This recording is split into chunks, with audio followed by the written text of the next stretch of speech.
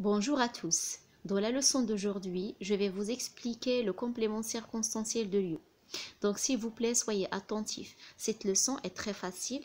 En plus, elle est bien expliquée. Donc avant de commencer, je vais juste vous rappeler que le complément de lieu est parmi tous les autres compléments. Il complète le sens du verbe. Et pour le trouver, on doit poser la question où avec accent grave. Pour mieux comprendre qu'est-ce que le lieu, j'ai déposé deux illustrations. Alors, qu'est-ce qu'il y a dans ces deux illustrations? Il sort du supermarché et il dépose des sacs dans sa voiture.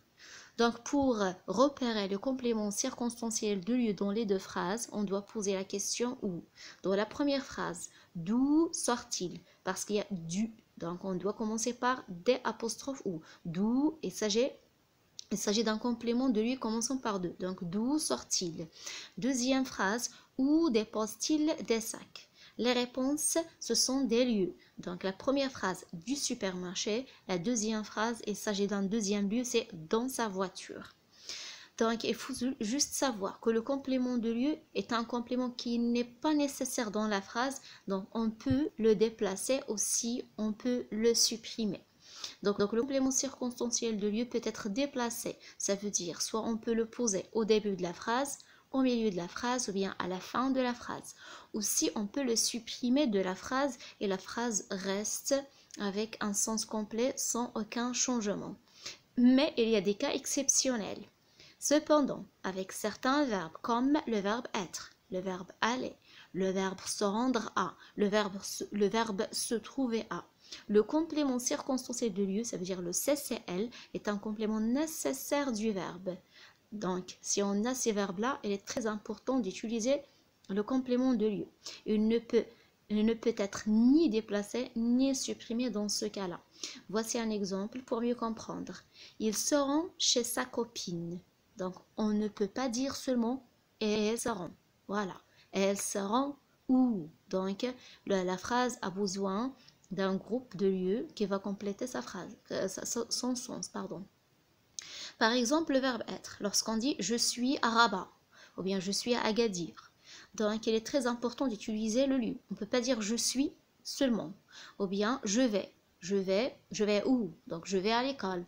Je vais par exemple au supermarché et ainsi de suite. Donc, le complément circonstanciel de lieu a plusieurs natures. Donc, il peut être un groupe nominal ou bien un nom, comme dans la phrase suivante. Dans cette salle se réunissent tous les employeurs.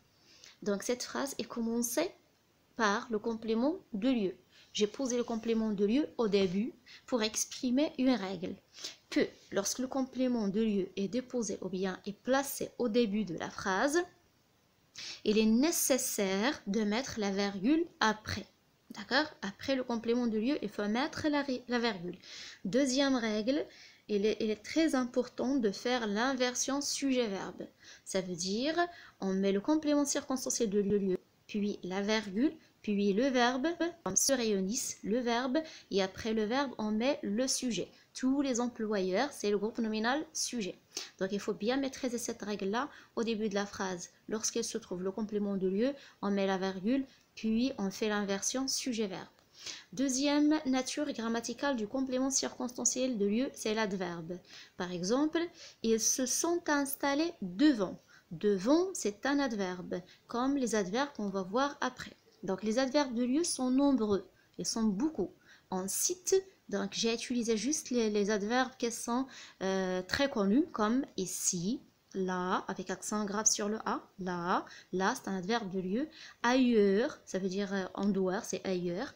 Là-bas, là-dedans, dehors, au-dessus, au-dessous, devant, derrière, loin, partout, etc.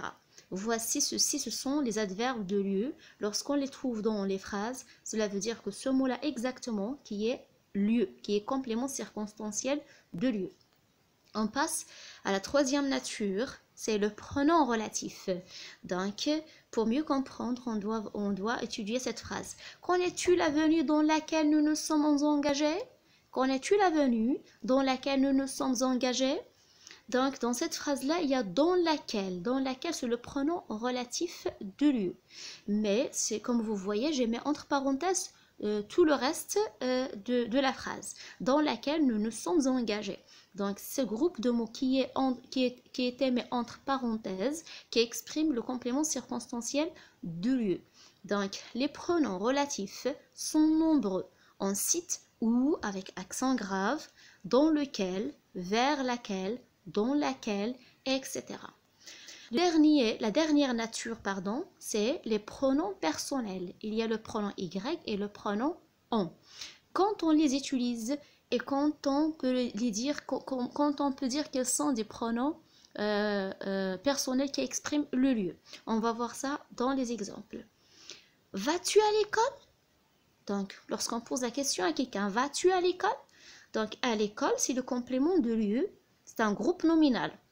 Ce groupe nominal-là est introduit par la préposition à. Comme vous voyez, j'ai fait la proposition avec la couleur rouge.